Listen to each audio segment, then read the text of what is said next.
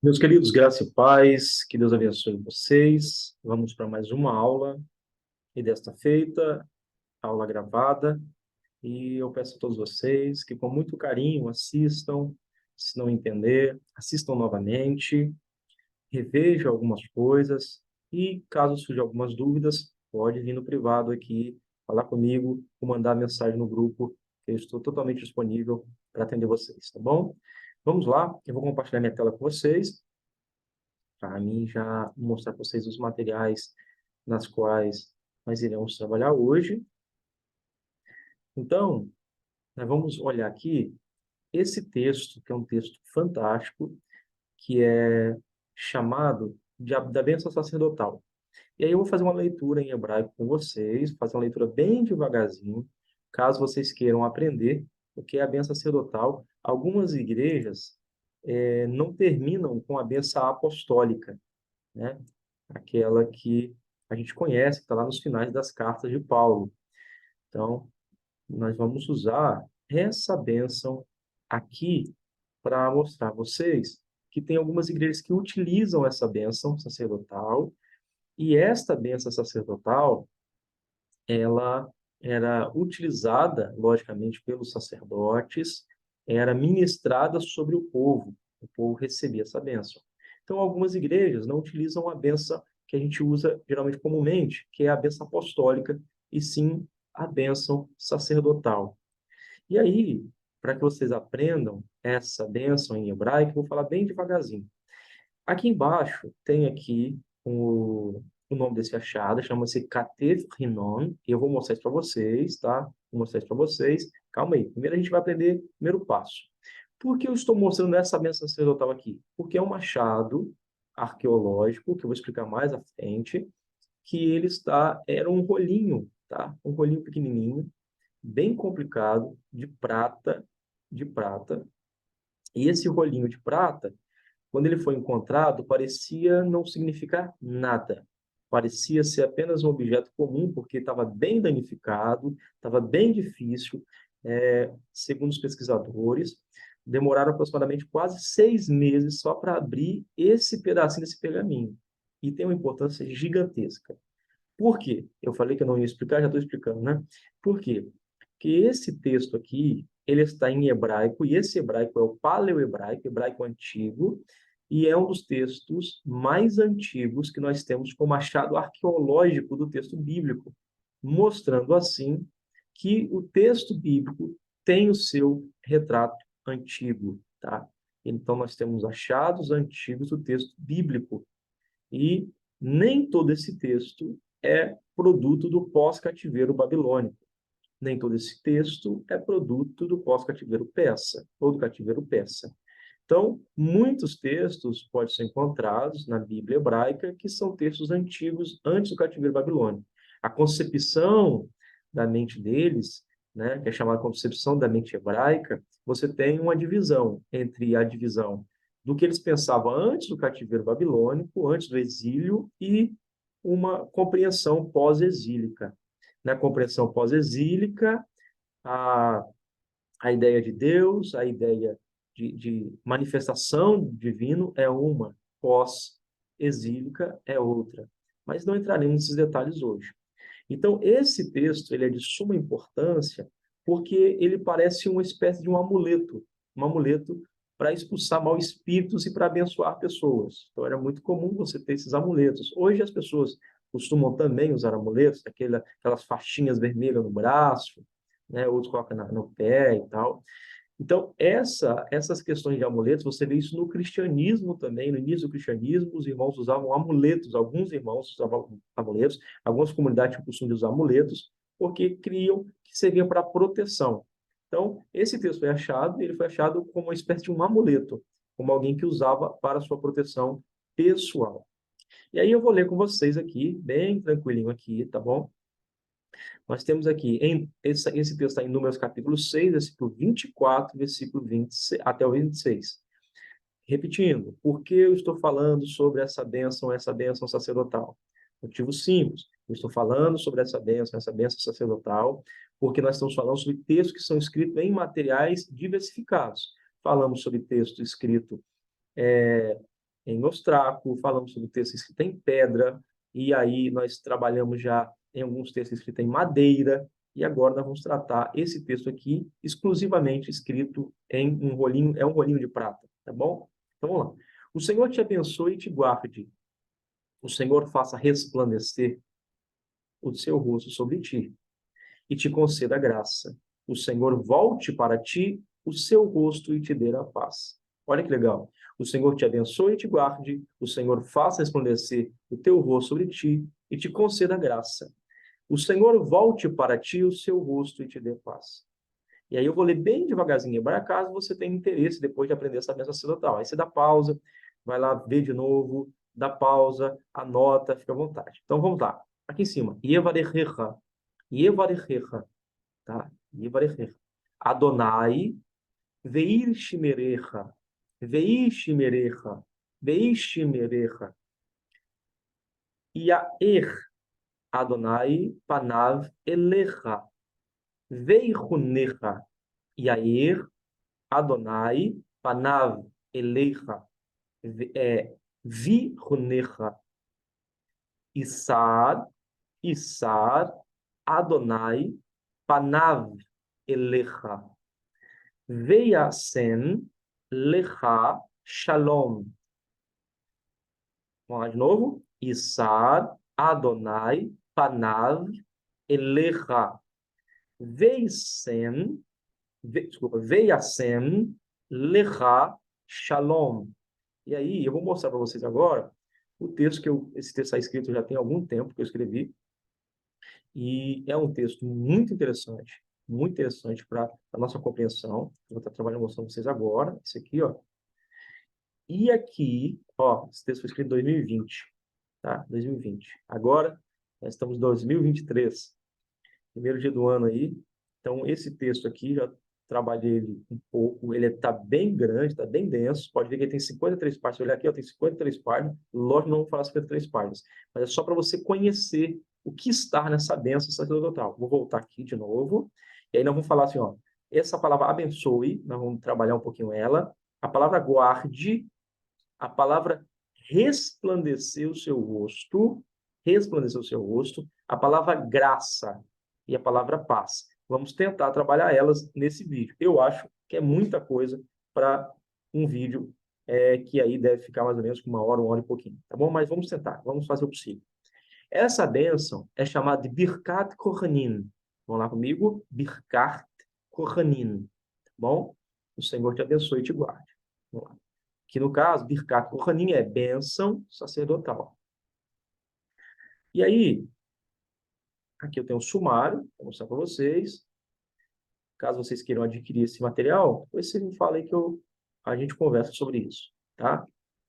O lugar na liturgia, como é que ele foi posto na liturgia, o texto áureo, que é o texto de números, palavras que iremos destacar, que aí eu fiz eu destaquei essas palavras, coloquei as transliteradas para ficar fácil, né? Abençoe, guardar, rosto, brilho, gracioso e paz. Então, são palavras que estão nesse artigo aqui. Tá vendo aqui, ó? Por que estudar sobre essa bênção sacerdotal? Achei interessante, devido às diversas informações que a bênção sacerdotal possui, mas tive um trabalho imenso para trabalhar em cada um dos 7 termos que destaco da bênção, pois estava com um grande quebra-cabeça e um pouquinho aqui, um pouquinho acolá. Então, é porque é o seguinte, na hora que eu reuni essas informações, gente, deu um trabalho gigantesco, porque são informações que você não encontra em um livro só, você tem que procurar em vários livros, vários materiais, para você entender. Então, olha só, aqui, esse aqui é chamado de Ketef Rinon. Por que Ketef Rinon? Que é o lugar do achado, tá? O lugar do achado. E aí você tem, olha como é que ela está aqui, tá? Aqui eles redesenham, é como se você pegasse o material que está aqui, colocasse uma folha em cima, e aí nessa folha em cima eles vão lá e começam a escrever, tá? É como se fosse isso. E aqui está no hebraico paleo-hebraico, tá? Que é o hebraico antigo, E aqui você tem no hebraico quadrático, que é o hebraico que está a Bíblia hebraica. A Bíblia hebraica está escrita neste hebraico aqui, tá bom? Um detalhezinho que vai estar com as vogais, que são sinais maçorégicos. Esses pequenos pergaminhos de prata, que na época eram utilizados como amuletos, está vendo aí? Foram encontrados em 1979 no sítio arqueológico de Ketef Rinon, em Jerusalém. escritos em hebraico arcaico, isto é, paleo-hebraico. Eles são os registros mais antigos de passagens bíblicas, datados de aproximadamente 2,6 mil anos atrás. Então, esse texto aqui, ele é um texto sensacional. Ele é um texto que remonta uma ideia muito antiga do texto bíblico, mostrando que o texto bíblico já era conhecido. Então, tirando assim um pouco, porque eles entendiam que o texto bíblico era a maior grande maioria, a grande parte desse texto é pós-cativeiro babilônico, pós-exílico, e que vários textos desse do Antigo Testamento, da Torá, era tudo pós-exílico. Só que esse texto ele vem para mostrar que não. Ele vem para mostrar que essa ideia já era conhecida e já tinha texto escrito a respeito desse assunto. Beleza? Aí nós temos um pedacinho da história aqui, tá? Um pedacinho da história. Depois vocês podem, eu não vou falar o pedacinho da história agora, mas vocês vão lá e dão uma pausa aí no vídeo e conseguem ler tranquilo, tá bom, pessoal? Vamos lá. Aqui tá, eu fiz aonde vai aparecer na palavra sacerdote, como é que é a construção dessa ideia de sacerdote na Bíblia, como é que era usado esse texto, tá bom? Eu quero já direto para o assunto das palavras, para a gente trabalhar as palavras, que tem muita informação bacana, muita informação legal. É a questão da sua liturgia, como é que funcionava, como é que era usada essa questão da bênção sacerdotal, entendeu? Aqui tá todas as referências bibliográficas, tá? Então vamos lá. Aqui o texto, mais uma vez, está o texto aqui. Palavras que queremos destacar. Evarechecha, veishmerecha, iair, vechonecha, isar, panav, shalom. São palavras que queremos destacar aqui nesse assunto, beleza? Vamos lá. Aqui é um pedaço de como está. Lembra que eu falei para vocês a respeito da BHS, a Bíblia Hebraica Stuttgartense, que é a Bíblia padrão usada pelos acadêmicos, né? Lógico que já tem fascículos da BHQ, que é a Bíblia Hebraica Editio Quinta, mas o que se usa hoje, que está completo, é a BHS. E lá tem um aparato crítico. Eu falei para vocês que é a parte mais importante do texto, é o aparato crítico. Isso aqui é o aparato crítico, ó. Aparato crítico, para você ver as nuances de como está o texto. Isso aqui é uma letra gótica. Cada sinal desse aqui tem uma representação, essa molinha aqui, ó. Cada sinais tem uma representação, tá?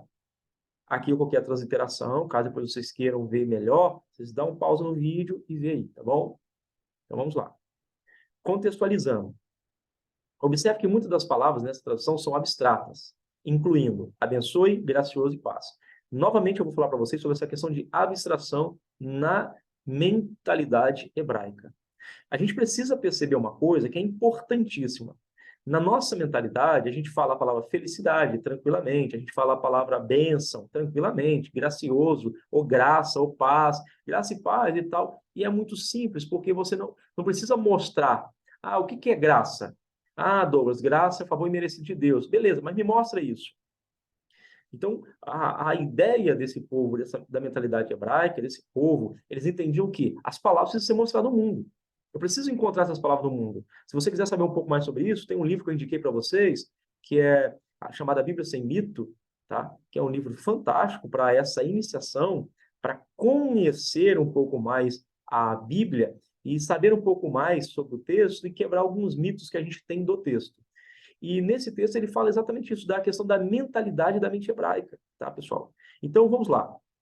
Quando a gente observa a mente hebraica, a mente do povo do Antigo Testamento, esse pessoal, as palavras, elas têm que ter uma ligação no mundo. Eles têm que mostrar, têm que apontar essa palavra no mundo. Então, quando eu falo bênção, eu tenho que mostrar isso no mundo. Quando eu falo graça, eu tenho que mostrar isso no mundo. Quando eu falo paz, eu tenho que mostrar essas coisas no mundo. O que é paz? O que é graça? Entendeu? Ela sai desse nível de abstração e vai para o nível de questões mais concretas. Então, vamos lá.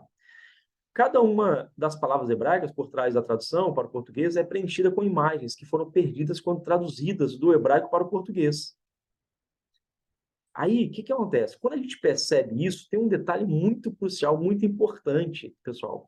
Porque quando a gente fala uma palavra na Bíblia, às vezes a gente não leva uma imagem, a gente só reproduz aquela palavra e não entende que tem uma imagem, que tem uma mensagem por trás daquela palavra.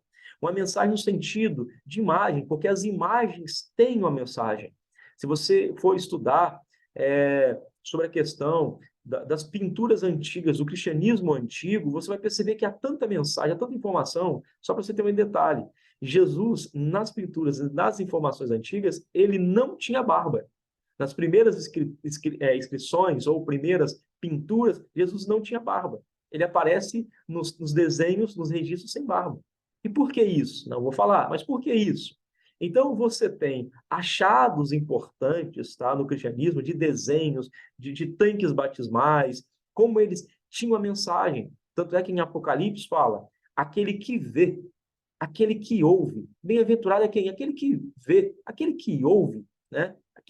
Por que aquele que vê? Porque ele consegue ler as coisas. Mas aquele que ouve, porque o povo não sabe, a maioria do povo não sabe ler. Então, o especialista, como Bart Ehrman, diz que 3% da sociedade sabiam ler. Então, você tem 97% do povo que não sabe ler. Então, esse povo precisa de quê? Precisa de desenhos. Por isso a gente tem que repensar algumas questões quando a gente fala sobre a questão de imagens, questão de idolatria. Tem que repensar isso, porque a imagem é o que faz esse pessoal entender a mensagem. Porque o pessoal não sabe ler, então você vai desenhar para que esse pessoal entenda a mensagem. Porque por trás da imagem há muita mensagem. Você acha que porque um quadro ele é feito por um artista e ele vale tanto, né? Ah, sei lá, você pega aí o quadro Grito, e você fala, nossa, por que esse quadro é tão valioso? Por que ele vale tanto? Porque ele perpassa uma geração, ele perpassa, ele transcende um período da história, ele transcende os períodos da história. Você precisa perceber isso, porque quando você olha esse quadro, você vê assim, só tem um homem gritando e tal. Exemplo, você vê o quadro, a cidadezinha, uma cidadezinha, né, do Van Gogh, e aí você fala, isso aqui não tem nada a ver. Tem uma pessoa presa ali na cela, ele está olhando para fora. O que quer dizer isso? O que quer representar isso? A Mona Lisa, a Santa Ceia, o que quer representar isso? Então, há muitas informações poderosíssimas nas mensagens. As pessoas falavam através as pessoas falavam através das imagens. Então, há muitas mensagens preciosas através da imagem. A imagem revela muita coisa. Então, para essa mentalidade, você precisa entender que as palavras no hebraico antigo, ela tem uma imagem por trás delas. E a gente precisa procurar. Então, quando a gente fala de um texto que é escrito há muitos anos, né? Um texto que é escrito vamos ficar milhares de anos, e esse texto é encontrado por nós, temos que entender as imagens, tem que entender a mensagem. Se você for para as pinturas de cavernas, pinturas rupestres, você vai ver que através daquela pintura tem uma imagem. Lembra que eu falei para vocês sobre a questão do hieróglifo, que é uma imagem que tem uma mensagem? Então, a imagem possui uma mensagem, a imagem revela alguma coisa. Então, vamos continuar, para vocês entenderem que eu estou trabalhando aqui. Então, vamos lá. A primeira palavra é abençoe. Lembra da palavra abençoe? A palavra abençoe aqui é Yevarechecha. Yevarechecha. Yevarechecha é abençoe em hebraico. Como é que está lá, né? E aí, só que é importante, porque quando você vai para essa palavra abençoe em hebraico, você encontra ela várias vezes na Bíblia hebraica. Está ali. E fez ajoelhar os camelos. Aí, preste atenção. Ajoelhar. Ajoelhar. Olha como é que está a expressão. Ó, a raiz dessa palavra é muito lindo isso aqui, ó. Deixa eu aumentar um pouquinho. Deixa eu aumentar um pouquinho. A raiz dessa palavra, ó, você tem as consoantes semelhantes às consoantes que estão aqui. Tem consoantes semelhantes. Yod, Bet, aí você tem Resh e o Kaf. Olha só que legal. Você tem as consoantes semelhantes. Por quê? Porque a palavra bênção e a palavra joelho em hebraico está interligada. Então, quando você fala bênção, está ligada à ideia de ajoelhar. Olha, para quem gosta de mensagem, então tem a ideia de ajoelhar, como você colocasse os camelos para ajoelhar. Por que os camelos para ajoelhar? Porque quando alguém ia subir no camelo, ele ajoelhava. Como ele é muito alto, ele ajoelha para que a pessoa vá em cima dele.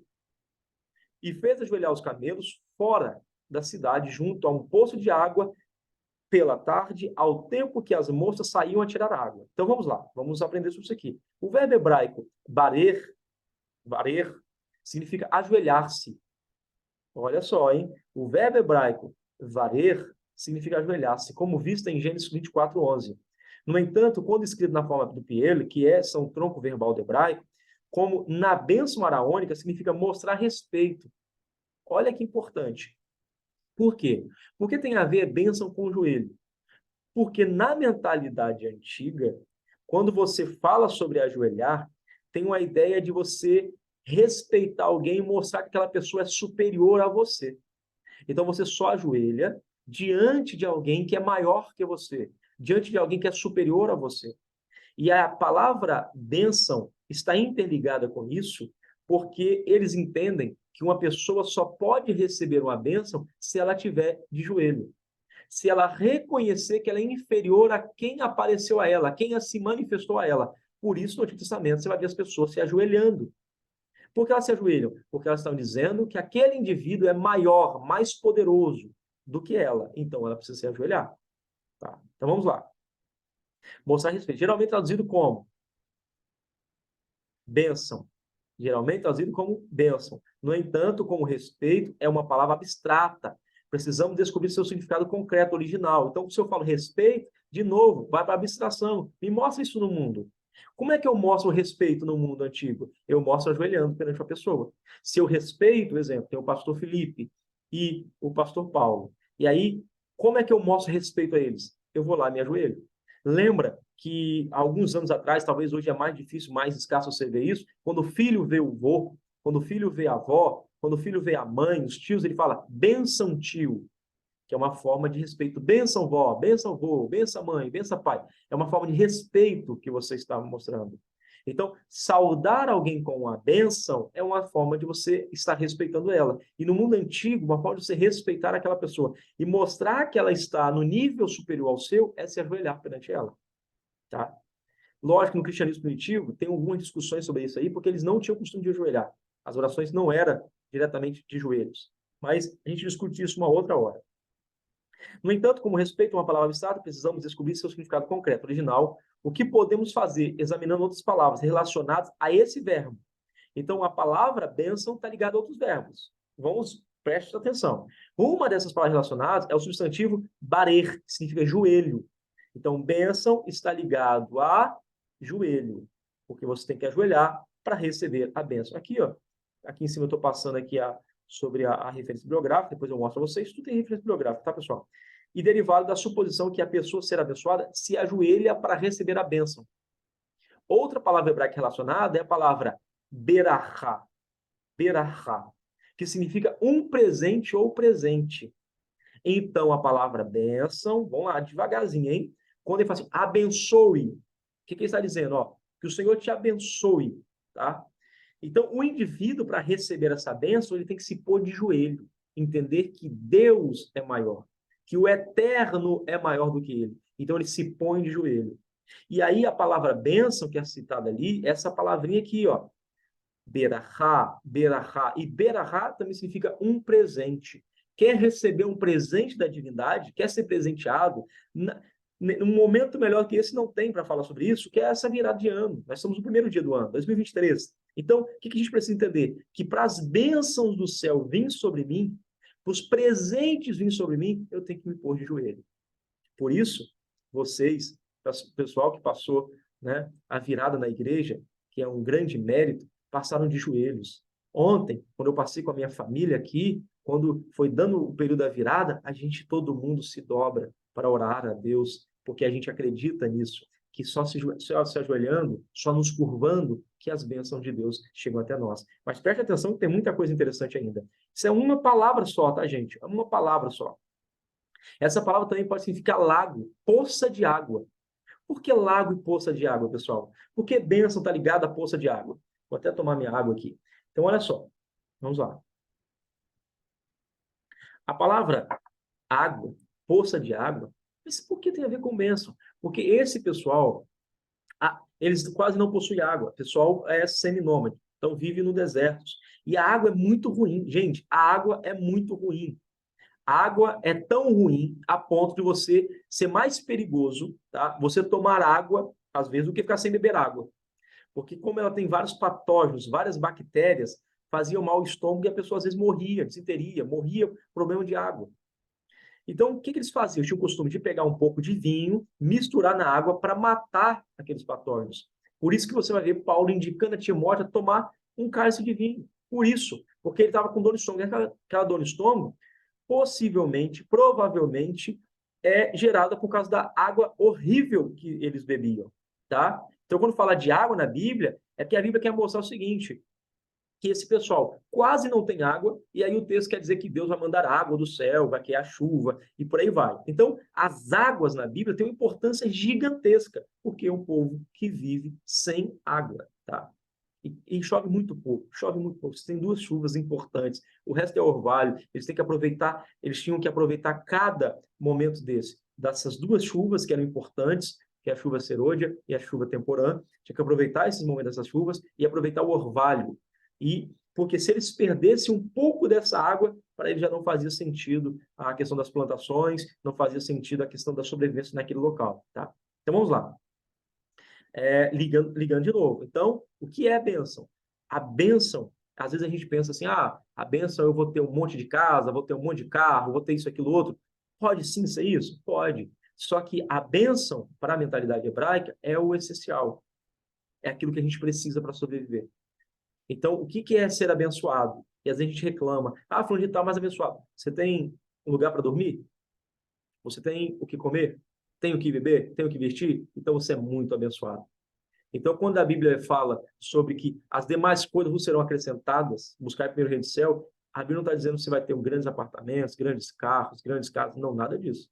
Ali, o texto está tratando de coisas essenciais, coisas para a sobrevivência da vida. Por isso que o Davi diz assim, fui moço, agora sou velho, mas nunca vi desamparado justo, nem a sua descendência mendigar o pão. Porque o justo, ele vai ter o pão para comer. Então, quando a Bíblia fala disso, ela não está falando dessa riqueza astronômica, exorbitante, que a internet mostra para a gente, que o Instagram faz questão de mostrar para a gente. Riqueza ali, tá? Riqueza tem a ver com o essencial da vida, tem a ver com as coisas que são básicas da vida humana. Lógico que a gente vai tentar sempre conquistar mais, mas quando a Bíblia fala de bênção, então você é muito abençoado, nós somos muito abençoados e às vezes reclamamos das coisas ainda. Então vamos lá. Podemos dizer que o joelho está ligado com a mecânica do céu. Quanto mais se estiver dobrado, mais o poço enche. Olha que é isso. Olha isso. Perceberam isso aqui? Olha que aplicação fantástica aqui. Podemos dizer que o joelho está ligado com a mecânica do céu. Quanto mais se estiver dobrado, mais o poço enche. Mais o poço enche.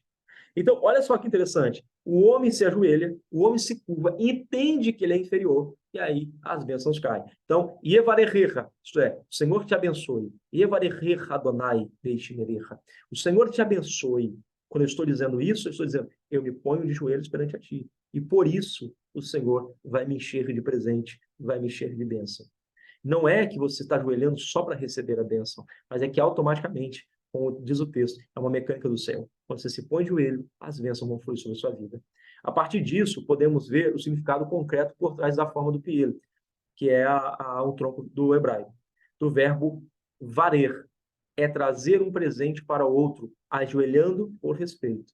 Então, era assim que eles entendiam. Quando você recebe uma bênção, você se põe de joelho para receber aquilo, porque você entendeu que existe um ser maior que você. Vamos lá. O significado estendido dessa palavra é fazer ou dar algo de valor a outro. Nós temos aqui, Por mim mesmo, Isaías 45, 23. Por mim mesmo tenho jurado, já saiu da minha boca a palavra de justiça, e não tornará atrás, que diante de mim se dobrará todo o joelho, e por mim jurará toda a língua. Nós temos a palavra aqui, berer, né? Desculpa, berer, aqui, berer. Essa palavrinha aqui está marcada de laranja. Então, berer é a palavra joelho. Que essa palavra, dentro da linguística aqui, do hebraico antigo, ligado ao Isaías 45, está ligado à questão de bênçãos, está ligado à questão de valores que serão acrescentados às pessoas que se porem de joelho.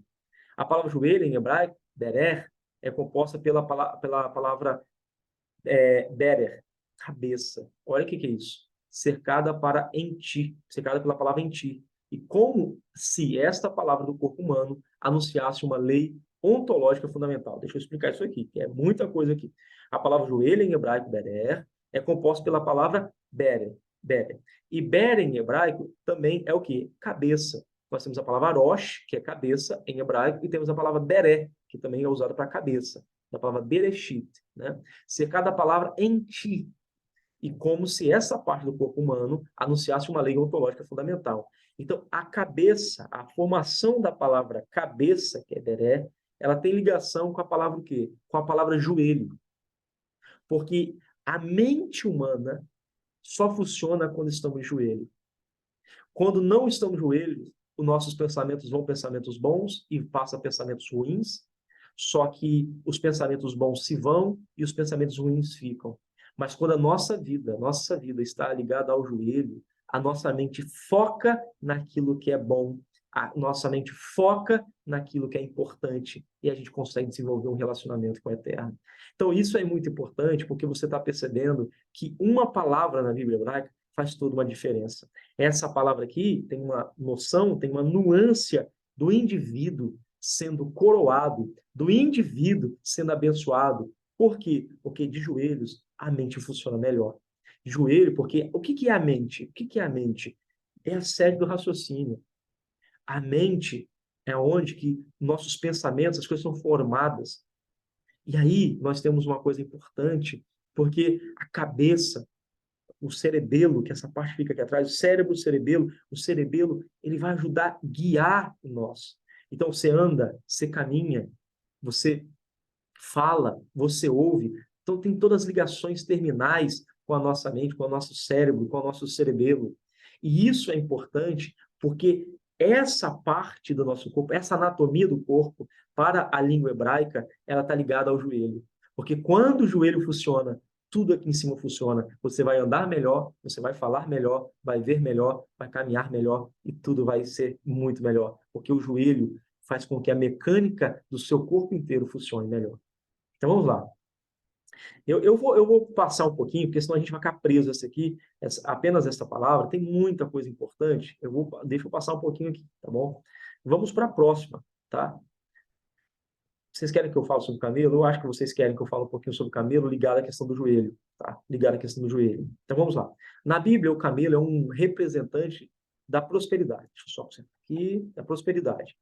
Mas, na frente, você verá a analogia do cristão com o camelo. O camelo é um símbolo não só de prosperidade, mas também um rompedor de deserto por excelência. O camelo sempre vinha carregado com meia tonelada, ou seja, 500 quilos. Vamos analisar o seguinte: a anatomia do camelo e a biologia do camelo. Ele é um animal que consegue sobreviver no deserto até 40 dias sem comer. Ele possui uma corcova que armazena gordura para suprimento. Seu estômago tem vários recipientes, onde ele deposita aproximadamente 100 litros de água. E o único animal que fica aproximadamente 30 dias no deserto sem precisar beber água. Desculpa. E aí, o que vocês precisam pensar? Vocês precisam pensar o que tem a ver camelo com essa ideia de bênção. Porque o camelo, ele se ajoelha para receber a carga, para receber o que ele precisa carregar. Então, o camelo, ele está fazendo o seguinte, ele está abaixando para receber essa bênção. E outra coisa que é importante é que o camelo, quando ele chega em um determinado local, que ele percebe que ali você tem uma areia movediça, sabe como eles fazem para atravessar a areia movediça? Isso é importante, anotem isso. Eles atravessam a areia movediça de joelho. Eles ajoelham e atravessam a areia movediça. Porque a única forma de atravessar um terreno instável é de joelhos. De pé, eu afundo, mas de joelhos, eu tenho capacidade de atravessar os desertos da vida. Então, há muitas coisas importantes a gente entender e aprender com a questão do camelo, como é que eles fazem isso, essa questão do joelho, e está ligado sempre ligado à palavra bênção. Mas vamos para a próxima palavra, né? Vimos a palavra bênção e evarecha, daquela bênção sacerdotal que a gente fala, comumente fala, e a gente fala bênção sacerdotal, alguns sabem até em hebraico, mas não sabe a grandiosidade que há nessas palavras, tá? Vamos para a próxima. Guardar, né? O Senhor te abençoe e te guarde. Que é a palavra deixe-merecha. Anotem aí, deixe-merecha. A imagem pintada pela palavra hebraica chamar, né? Que é a raiz, né? Que é a raiz aqui, ó, da palavra deixe-merecha. A palavra hebraica chamar é um redil. Olha que interessante, hein? A palavra hebraica, tá? Que é usada para a palavra guardar, tá vendo? Guardar um redil, porque o redil você guarda as ovelhas, você guarda os seus animais. Então, um redil. Então, preste bastante atenção. Quando um pastor estava no deserto com o seu rebanho, ele reunia arbustos de espinho para erguer um curral para colocar seu rebanho à noite. É uma espécie de boma, né? O que é o boma? Você vai lá, pega um monte de espinhos, faz em forma circular, geralmente, forma circular, e ali ele não tem teto, porque você está em regiões que é muito seca, muito áridas, e aí você seca ali para que predadores não entram. Olha, preste atenção, hein? Para que predadores não entram. Então, os predadores têm medo de espinhos. Têm medo desses espinhos. Então, eles não tocam ali, porque falam, não, aqui eu não posso mexer, porque aqui é muito espinhoso e eu vou me machucar. Aí você percebe por que Deus aparece logo uma sarça, que a sarça é uma árvore espinhosa. Por que uma árvore espinhosa? Porque é uma árvore de proteção. Ela se protege, ela protege seu fruto a partir dos espinhos. Árvores que têm espinhos, elas protegem, tá, o seu fruto através dos espinhos. Você pega aí uma roseira, ela protege a rosa a partir dos espinhos, para que ninguém toque, uma forma de proteção. E aí você percebe que o que era essa palavra guardar? O que é guardar? Eu coloco espinhos em volta, para que ninguém toque naquilo que está no centro, para que ninguém toque naquilo que está no centro. E aí você percebe isso ligado ao próprio Deus fazendo isso conosco. Então, Deus nos cercando, Deus nos protegendo, para ninguém tocar em nós, porque nós estamos no centro da vontade dele. Então, vamos lá. Quando um pastor estava no deserto com o seu rebanho, ele reunia arbustos de espinho para erguer um curral para colocar seu rebanho à noite. Os espinhos impediriam os predadores e assim o protegeria. E protegeriam as ovelhas. A palavra chá, olha só que interessante, chamir deriva dessa raiz, significa espinho. A palavra chamar significa guardar e proteger, a palavra usada na bênção araônica. Então, quando assim, ó, o Senhor te abençoe e te guarde, isso é, o Senhor vai colocar um monte de espinhos em volta de você. E aí, às vezes, Deus está fazendo isso e a gente fala, nossa, por que a estrada está tão espinhosa? Por que está tão isso? Não, fica tranquilo. Porque os espinhos da caminhada, os espinhos são para sua proteção. Às vezes nós nos machucamos, mas o espinho é para sua proteção. É Deus te protegendo, para que ninguém toque em você. É Deus te amadurecendo. Porque os espinhos nos ferem? É Deus criando, tá? Uma proteção em nós, para que nós venhamos amadurecer, para que as coisas de fora não toquem na gente. Ele permite, olha só que interessante, ele nos toca para nos amadurecer, mas não permite que ninguém nos toque. Então, o Senhor te abençoe e te guarde, o Senhor vai te tornar intocável. Mas o que é intocável? Não é que você não vai passar prova, não é que você não vai passar luta. É que é o seguinte, as provas é Ele que manda. Agora, os inimigos não têm direito de tocar naquele que o Senhor guardou. Isso é quem está no centro da vontade dele. Aí nós temos aqui, ó, para chamar, salvaguardar, o verbo, o ato ou dever de proteger ou defender, zelar ou guardar, no sentido de preservar ou proteger. Então, quando a gente fala assim, ó, que nós falamos aqui, ó, nós estamos falando, o Senhor te guarde, o Senhor vai construir um muro de espinhos em volta de você, você vai estar protegido. Vamos continuar. Defender, zelar ou guardar, no sentido de preservar ou proteger. Para vigiar, guardião, que essa palavra está ligada ao guardião. Quando escrito na forma do particípio, manter, observar, prestar atenção, guardião, preservar, tomar cuidado, marcar, vigiar, esperar, observar, considerar e salvar. Olha que importante isso. Então, quando a gente fala que o Senhor te abençoe, é aquela bênção. Deixa eu mostrar aqui de novo aqui, ó. Vocês não esquecerem a imagem, ó. Nessa bênção aqui, ó. Nesse materialzinho aqui. Olha a informação preciosa para nossas vidas. Qual a informação está sendo passada, Douglas? A informação que está sendo passada para você é o seguinte: ele vai cercar você e ele vai estar como um guardião. Sabia que isso acontecia? Olha o detalhe que eu vou passar para vocês agora. Deixa eu ver se eu consigo mostrar o quadro aqui para vocês. Deixa eu ver se eu consigo mostrar o quadro. Não sei se eu vou conseguir mostrar o quadro para vocês. Aqui, ó. Eu vou fazer aqui mesmo. Aqui, quando a Bíblia fala que Jesus é a porta, tá, das ovelhas, ele é um pastor, ele é a porta. Aqui é o curral. Um curral geralmente feito no deserto. E aqui a porta geralmente ficava vazia, porque você não tem geralmente madeira para colocar lá. E quando é um curral provisório, que o pastor faz provisório, só passa a noite com as ovelhas. Essa porta, sabe o que ele faz? Olha o detalhe, hein? Preste atenção. Ele faz o seguinte: ele se deita aqui, ó. Ele se deita na porta. Ele se torna a porta. Ele se deita aqui, ó, entre um marco e outro marco da porta. Por que ele se deita? Porque caso algum predador tenta entrar, caso algum predador tenta tocar nas ovelhas, tem que passar por cima dele. Então, quando o texto diz assim, ó, o Senhor te abençoe e te guarde, ele está dizendo o seguinte, ó, o Senhor vai ser seu guardião, o Senhor vai ser a porta, que para tocar em você tem que passar por cima dele. E eu vou dizer uma coisa para você, quero ver passar por cima dele. Entende? Olha isso aqui, ó. É o Senhor que zela, é o Senhor que guarda, é o Senhor que protege. Então, vamos lá. Vigiar, esperar, observar. Gênesis 2,15. E tomou o Senhor Deus o homem e o pôs no jardim do Éden para lavrar e o guardar. É isso. Essa expressão guardar aqui, gente, presta atenção, é uma expressão muito importante, porque ela em hebraico tem o sentido de você proteger de alguns invasores. Então, qual é o propósito de Adão estar no Éden? Proteger. Mas qual é o invasor lá? A serpente. Então, o único invasor que tinha, que poderia entrar e destruir tudo lá dentro, isto é, eles, destruir tudo neles e entre eles, Adão permite que entre. Então, por quê? Nós não somos bons guardiões, mas Deus é o nosso guardião. Por isso que a bênção sacerdotal é: o Senhor te abençoe e te guarda. Quem é que te abençoa? É Ele. Quem é que te guarda? É Ele. Porque a minha bênção pode ser fraca. A minha guarda, por mais que você coloque guarnições em volta da sua casa, mas se o Senhor não vigiar a casa, em vão vigia o sentinela. Vamos continuar. O que podemos perceber é que Deus deu o jardim para Adão, mas não colocou cerca, pois quem tem que cercar é o próprio homem. Quem tem que cercar a sua própria casa é você. Quem cerca a sua própria família é o homem que tem que cercar. Quem tem obrigação, preste atenção, obrigação de cercar todas as áreas da sua vida somos nós. Mas aí, o que que Deus faz? Eu assumo essa responsabilidade para que você descanse enquanto eu cerco, enquanto eu guardo você. Então vamos lá? Tem muitas coisas importantes. Interessante demais, porque no livro de Jeremias temos a citação amendoeira como árvore de vigilância. Depois tem que consertar aqui. Tem alguns errozinhos aqui que a gente tem que consertar depois, mas vamos lá.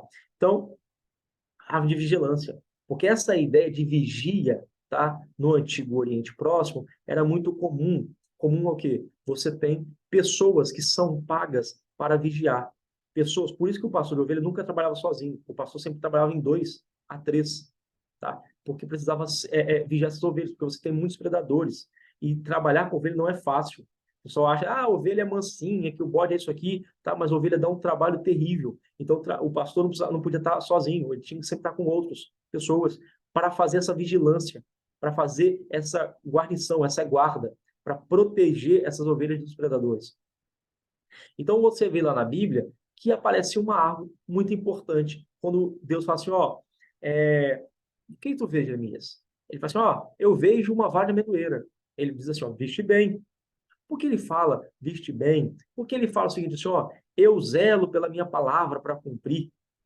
O que seria esse zelar? Eu vigio, eu guardo, eu cuido da minha palavra. Então vamos lá.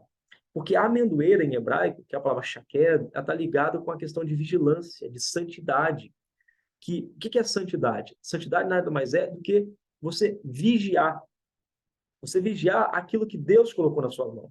Você vigiar o propósito de Deus. Então, o que é ter uma vida santa? Deus coloca um propósito, que no caso são as suas leis, são os seus mandamentos, são suas instruções, e você guarda aquilo, você vigia aquilo, você cuida daquilo, você cuida da sua vida, você cuida dos mandamentos de Deus. Ó, de novo, você cuida da sua vida, não dos outros, tá? Então, você cuida. Quando você cuida, isso é se tornar santo. Quando você preserva, se você se preserva, você se torna santo. Então, tem toda essa ligação. Então, a amendoeira é uma ave que tinha essa noção para eles, na época, a amendoeira tinha ligação com a santidade, com a ideia de preservar alguma coisa, de vigiar alguma coisa. Presta atenção. As flores brancas da amendoeira estão entre os primeiros anúncios da primavera na Palestina. Então, quando você queria saber quando está chegando a primavera, era só olhar a flor da amendoeira. Porque a flor branca da amendoeira, aquelas flores que dava na amendoeira, servia para mostrar, estava vigiando, ó, a primavera está chegando, hein? A primavera vem aí. Essas pequenas flores se parecem com centenas de olhos cobrindo a árvore. Olha que informação interessante. Então, é como se essas flores estivessem olhando assim, ó, pessoal, eu estou vendo, a primavera está chegando. Bem aberto como espreita, senhor de sinais da iminente mudança de estação. Por isso, o nome da árvore, em hebraico, é shaked, o vigilante. Então, quando você vai lá para a Bíblia hebraica, procura lá a palavra amendoeira, em hebraico está lá, shaked, que significa o quê? Vigilante. E Yahvé mostra a Jeremias a árvore florida, quando Jeremias pronuncia o nome dela, shaked, né? Deus responde, viste bem, porque estou vigiando, shoked, sobre a minha palavra para realizá-la.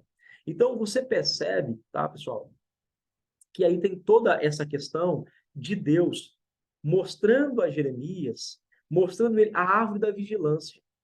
Porque esse é o propósito, quando a gente olha na bênção sacerdotal, a questão de estar vigilante. É estar olhando para todos os pontos. É estar olhando para todos os lados. Mas quem está fazendo isso não sou eu. Quem está fazendo isso é Ele. O Senhor te abençoa e Ele te guarda. Ele está te olhando o tempo todo. Ele está te guardando o tempo todo. Ele não vai deixar nada te toque, porque Ele está te guardando. E aí, nós temos um texto em Salmo. Eu estou pulando alguns textos, tá, pessoal? Que senão vai ficar gigante. Não vai dar para a gente finalizar algumas palavras. Então, diz aqui, ó, Salmo 121, versículo 4. Eis que não tosquenejará, nem dormirá o guarda de Israel.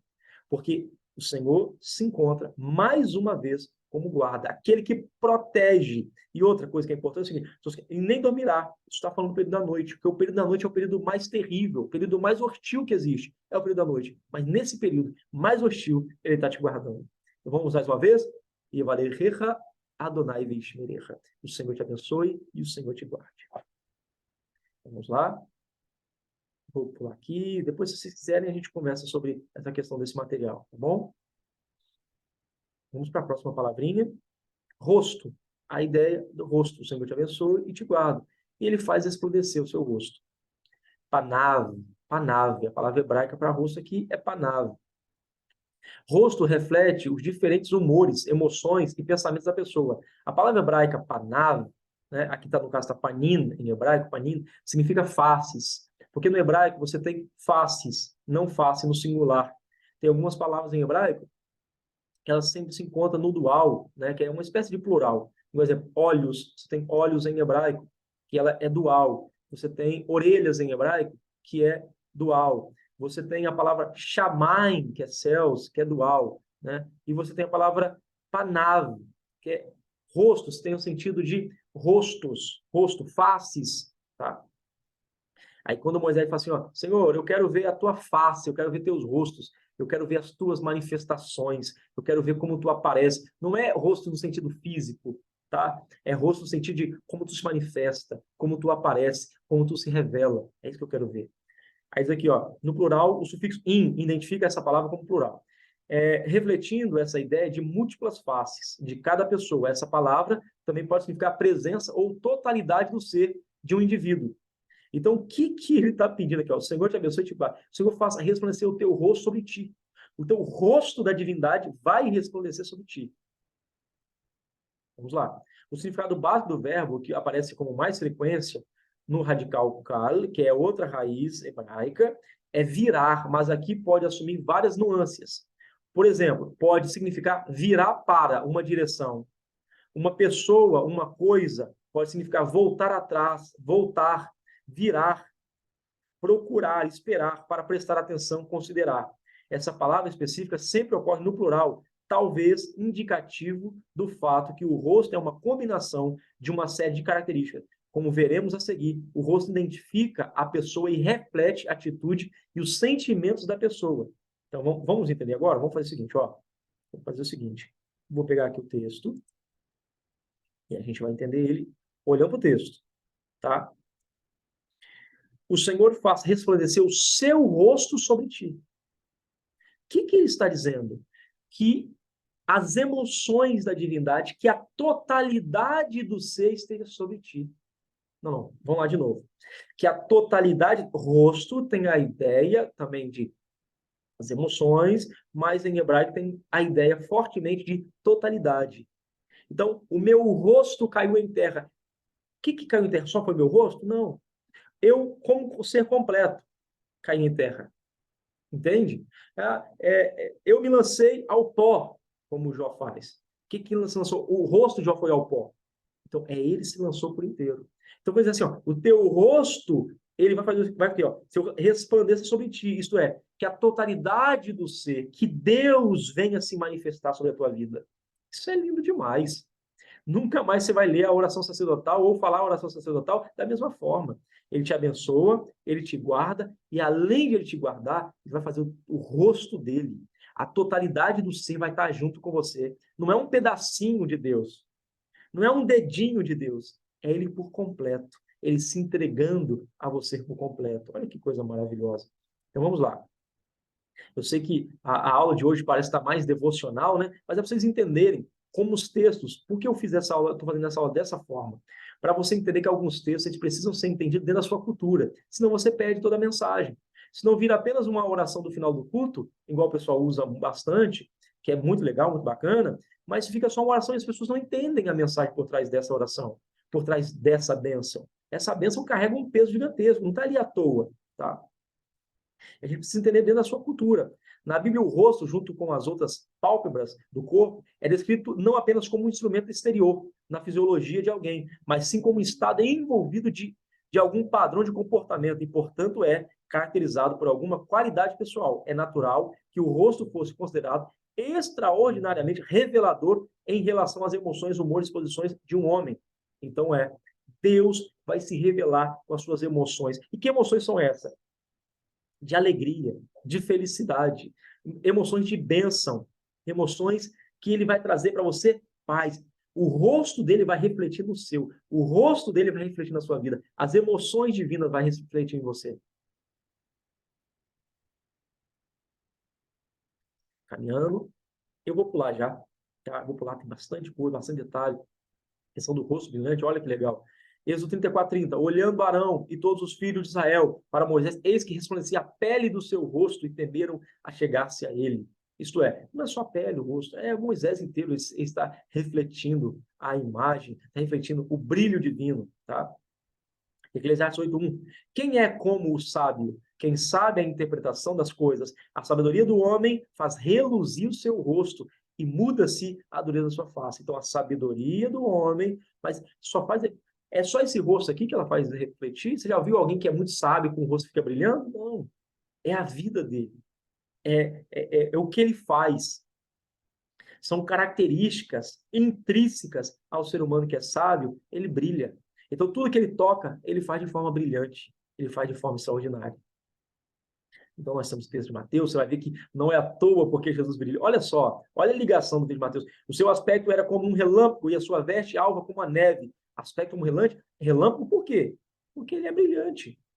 Ele tem um brilho divino. Ele completamente tem brilho. Olha esse texto aqui, ó. E foi transfigurado diante deles e o seu rosto resplandecia como o sol. Por que o texto está dizendo isso? Não é à toa, gente. Não é à toa que o texto está dizendo isso. Tem motivos importantíssimos por quais o texto está dizendo isso aí.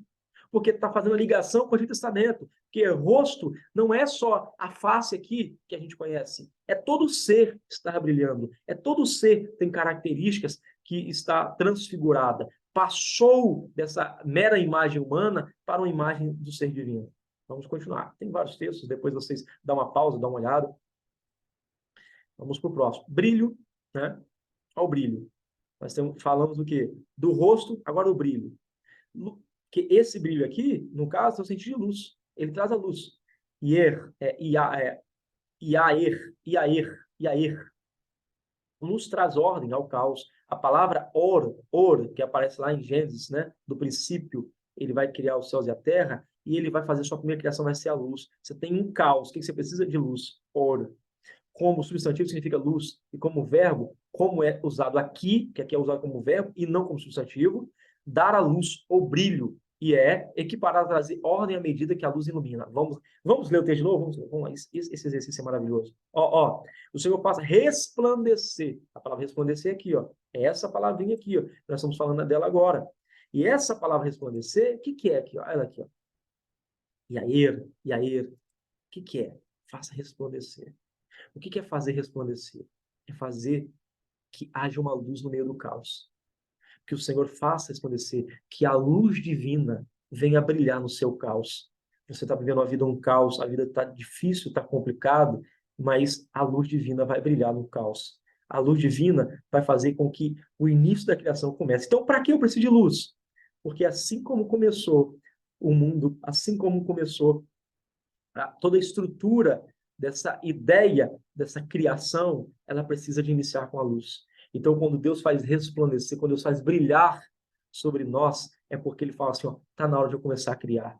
Tá na hora das coisas saírem da minha mente e tornar-se materiais, tornar-se concretas, tornar-se tocáveis. Então, é por isso que ele faz o rosto dele brilhar sobre nós. É por isso que a luz dele brilha em nós. Por isso que a Bíblia diz que nós somos luz do mundo, porque nós somos aquele que trazemos luz ao caos, no momento mais hostil, mais complicado, O cristão, ele é uma centelha divina. Então vamos lá. Eu sei que você já deve estar em casa, já deve ter tomado um café, já deve estar esticando as pernas, já deu uma pausa umas 30 vezes no vídeo aí, já, depois você faz, mas coloca lá no fonezinho lá, ouve, preste atenção, bastante atenção, que são, isso aqui é uma aula que eu nem chamaria de simplesmente, ó, é uma mensagem que você precisa levar para a vida e entender que o texto bíblico, quando ele é estudado de forma minuciosa, há muitas mensagens a serem tiradas. Lógico, eu estou falando aqui de forma superficial. Tem muita coisa que vocês viram que eu passei direto aqui, porque senão a aula vai ficar gigantesca. Mas eu quero que vocês peguem essa ideia. Eu quero que vocês comecem a ler o texto e parem de pressa, parem de querer correr, parem de falar assim, eu tenho que montar não sei quantas mensagens. Não, não. Lê com amor. Pega o texto, lê devagar. Pega o texto, admire o texto. Não passa pelo texto. O Carlos Messi fala sobre isso. Quando você olhar uma paisagem, antes de você descrever a paisagem, viaje, vislumbre na paisagem. Vislumbre, assim é o texto, vislumbre no texto. Por que as pessoas às vezes não entendem Apocalipse e acham Apocalipse tão terrível, tão complicado? É porque não vislumbra. É preciso vislumbrar o texto, olhar para o texto e antes de você querer escrever alguma coisa, você admirar o texto. É como fazer uma obra de arte. É assim que funciona. Admire ela, tá? E admire o texto. A luz ilumina e revela o que está escuro. Outra palavra derivada dessa raiz é a palavra Arom, formada pela adição de duas letras hebraicas, que é o Vav e o Nun Sofi, ao final da raiz. Essa palavra significa uma caixa e também está relacionada à ordem, no sentido de que os itens são colocados dentro de uma caixa ou dentro da caixa, como forma de fazer a ordem. A Arca da Aliança é uma caixa usada para colocar itens importantes, incluindo as tábuas de pedra, o cajado de Arão e o manar para mantê-los em ordem. Então, percebe? Qual é o propósito da luz? O propósito da luz é colocar as coisas em ordem. Por isso que luz também está ligado com a palavra caixa, né? Porque a Arca da Aliança é chamada de Aron HaKodesh, Arca Santa, Arca Sagrada. Então, o que significa a luz? Aquilo que coloca as coisas em ordem, aquilo que organiza as coisas. Então, Deus vai fazer que a sua luz faz organizar coisas que estão bagunçadas em nós, coisas que estão fora do lugar. A luz divina organiza em nós. Então, tem bastante coisa. Não vou entrar agora nesses méritos aqui também. Vamos pular, vamos pular. Gracioso, que no caso é graça. O Senhor, ele vai fazer o quê? A graça de Deus vai estar sobre nós. Vamos voltar para o texto? Ó. Seu rosto sobre ti e te conceda graça. O que é graça? Favor não merecido. Isso é em grego. Mas em hebraico, o que é graça? Vamos lá. Nós temos a expressão vai runerra, desculpa, virunerra. Virunerra, expressão virunerra.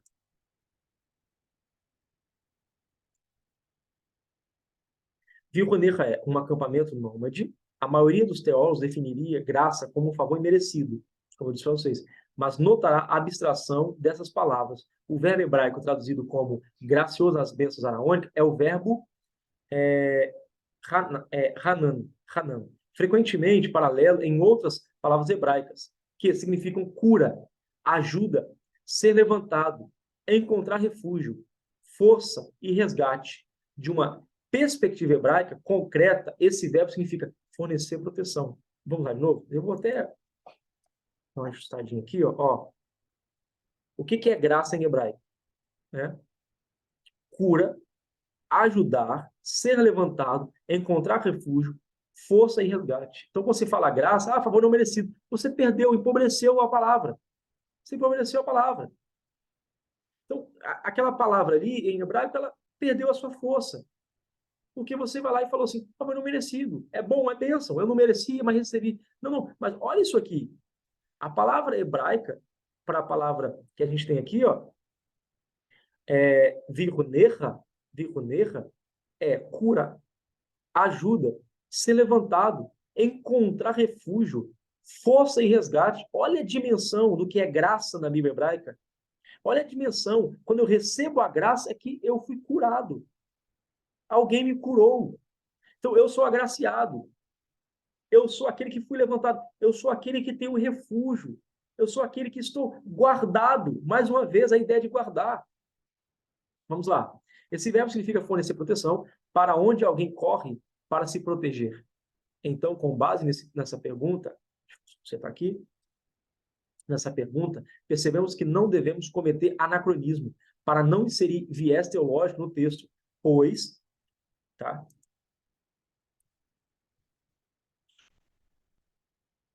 Pois, primeiro precisamos entender o que a palavra graça significa fora da teologia.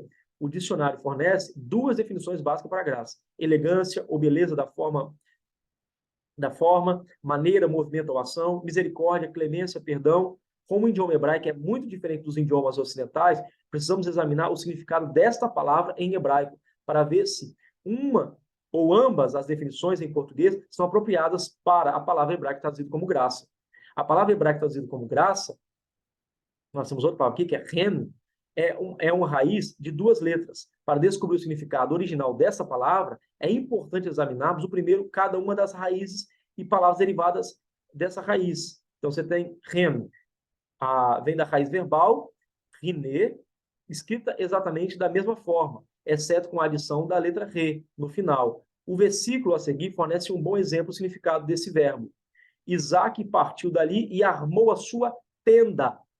Tá? Eu sei que tem algumas coisas que são mais complexas aqui, mas eu vou fazer uma explicação geral, tá? Deixa eu fazer uma explicação mais geral. Deixa eu botar aqui, para não ficar muito complicado para vocês entenderem. Então, vamos lá. Quando você pega essa palavra bênção em hebraico, desculpa, quando você pega essa palavra graça em hebraico, e você entende esta palavra, você não está dizendo que essa palavra significa, favor não merecido. Não, você está dizendo o seguinte, essa palavra tem o sentido de uma tenda, um lugar onde você fica guardado, um lugar onde você fica protegido. Então, a raiz da palavra graça em hebraico, ela é uma ideia de alguém que está guardado, protegido, tá? É alguém que está dentro de um local onde ele recebe todo um aparato, ele recebe cura, ele recebe proteção, ele recebe ajuda, aonde ele vem ferido e sai de lá tratado, curado. Então, graça na Bíblia hebraica está ligado ao quê? Alguém que foi reparado as suas feridas, reparar as suas dores, alguém que foi curado, alguém que teve um local de proteção. Alguém que, é como se alguém estivesse acampando em lugar. Isaac partiu dali e armou a sua tenda. Vamos lá, Gênesis 26, 17. Gênesis 26, 17. Tem aqui, ó. Isaac partiu dali e fez o seu acampamento no vale. Aí eu vou mostrar para vocês aqui, ó. Vai-ran. Vai-ran. A raiz da palavra vai-ran é a mesma raiz da palavra graça. Olha aqui, ó, as duas letras. Rer e nun sofir. É a mesma raiz. Porque essa é a ideia. Vou mostrar para vocês aqui, ó. Rineira aqui, ó, que está ligado o quê? Com a palavra graça, com a palavra tenda, com a palavra proteção, com a palavra de ajuda. Isso é muito lindo, gente. Isso é muito lindo. Vamos entender agora o texto direitinho? E o Senhor concede, o que o Senhor vai te conceder? Graça. O Senhor vai ter um acampamento para te proteger nos períodos em que você estiver em perigo, estiver em risco, estiver correndo, estiver precisando de ajuda, precisando de força. O que ele vai fazer? Deus tem um abrigo para você. Deus tem um lugar para te guardar. Deus tem um lugar para te socorrer. Deus tem um lugar para te amparar. Isso é graça na língua hebraica. Isso é graça no contexto do Antigo Testamento. Vamos lá. Pessoal, vocês podem depois esmiuçar isso. O que eu estou fazendo aqui é só passando por cima, tá? Estou só passando por cima. Vocês vão fazer o seguinte, vocês vão esmiuçar, vão aprender isso aí. Vão ver os detalhes. Não perca tempo. Não perca tempo. Vão ver os detalhes, vão ver as análises. Não perca a oportunidade de aprender e conhecer um pouco mais. Vamos lá? Vamos para a palavra paz para finalizarmos? Shalom. O pessoal fala, Shalom Adonai, né? Já falei com vocês sobre isso. Quando ouvimos a palavra paz, geralmente associamos isso a uma ausência de guerra ou conflito. No entanto, a palavra hebraica, shalom, tem um significado muito diferente. A raiz dessa palavra, shalom, é geralmente usada no contexto de restituição. Vocês sabiam disso? Olha, é importante a gente fazer o curso. Olha, é importante a gente estar aprendendo. Olha, é importante cada vez conhecer mais, pessoal. Quando uma pessoa faz com que outra pessoa se torne deficiente de alguma forma, como a perda de gado, e responsabilidade da pessoa que criou a deficiência é restaurar o que foi roubado, perdido ou roubado. O verbo shalom significa literalmente tornar completo ou completo. O substantivo shalom tem o significado mais literal de estar em um estado de totalidade ou estar sem deficiência. Então, shalom Mais do que você dizer paz, paz e tal, ausência de guerra, Shalom tem uma ligação seguinte, é você ser restituído, é você ser restaurado, estar completo. Agora vamos ler de novo aqui a oração sacerdotal, para vocês perceberem essa parte. O Senhor volte para ti o seu rosto e te dê paz. E o Senhor vai restituir tudo aquilo que foi perdido, tudo aquilo que você perdeu, haverá uma restituição do divino. O divino vai trazer de volta. O divino vai te tornar total. Se alguma coisa na vida te dilacerou, te cortou, o divino vai te trazer isso de volta. O divino vai fazer que você se torne completo. Se você perdeu alguma coisa e você precisa ser completo, precisa se achegar a ele, ele vai fazer shalom, ele vai trazer a paz, vai trazer descanso, ele vai tirar a guerra e trazer você para ser uma pessoa completa novamente. Então, pessoal, para finalizar a nossa aulinha de hoje, Deus abençoe tua vida. E eu quero falar para vocês uma coisa, preste bastante atenção, se atente aos detalhes. Os detalhes são importantes. É importante você perceber isso. Lá no texto tem todas as referências biográficas, caso você queira conhecer, caso você queira saber. Então, todas as referências biográficas estão aí. Caso você tenha alguma dúvida, pode me perguntar. Estou aqui para ajudar vocês. Tenham um ótimo dia. Deus abençoe. Um ótimo e um feliz 2023 para você. Que seja um 2023 de bênção. Que seja um 2023 que o rosto dele venha se virar a você, que o brilho dele venha estar sobre você, que a bênção dele venha estar sobre você, que você venha estar dentro do redil dele, protegido por ele, e que a paz do Senhor esteja no seu coração. Quando você dizer a paz agora, você não vai dizer como você dizia antigamente, você vai dizer a paz agora com toda alegria, que o Senhor te restitua, que o Senhor te faça crescer, que o Senhor te faça ampliar, que o Senhor te faça fluir, e que Deus te abençoe em Cristo Jesus.